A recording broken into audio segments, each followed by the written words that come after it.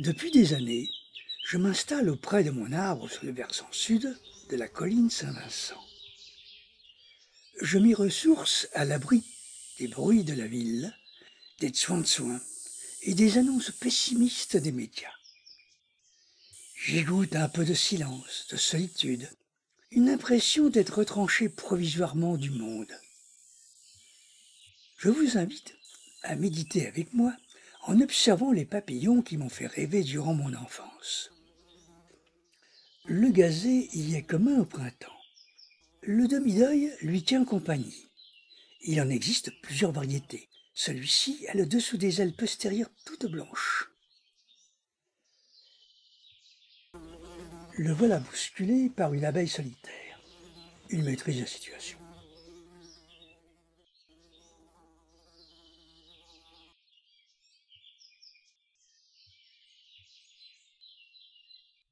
C'est au tour d'un de ses congénères de vouloir lui prendre sa place.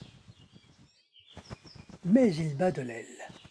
Son usurpateur bat en retraite. Autre variété du demi-deuil qui partage sa table avec deux cétoines.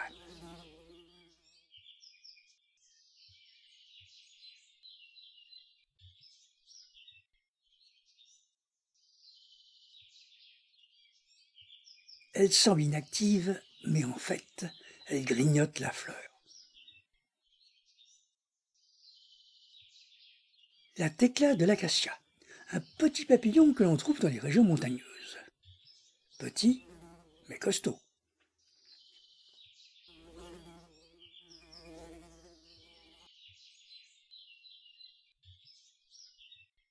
La petite coronide est un papillon commun des montagnes du sud de la France.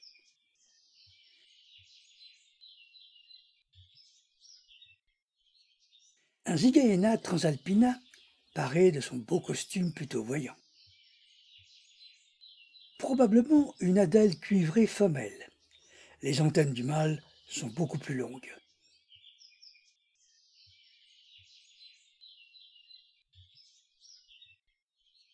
Ah, un papillon au col rouge que je ne connais pas. Le sylvain azuré, un papillon très commun sur la colline Saint-Vincent.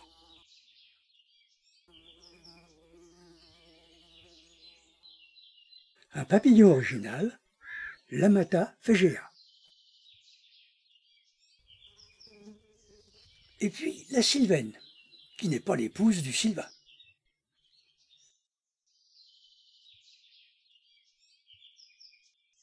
Ce papillon fait partie de la famille des Nymphalidae. Il faudrait voir le dessous de ses ailes pour l'identifier. Les aristoloches sont les plantes hôtes du fleuron de cette colline, le Zerinthia rumina.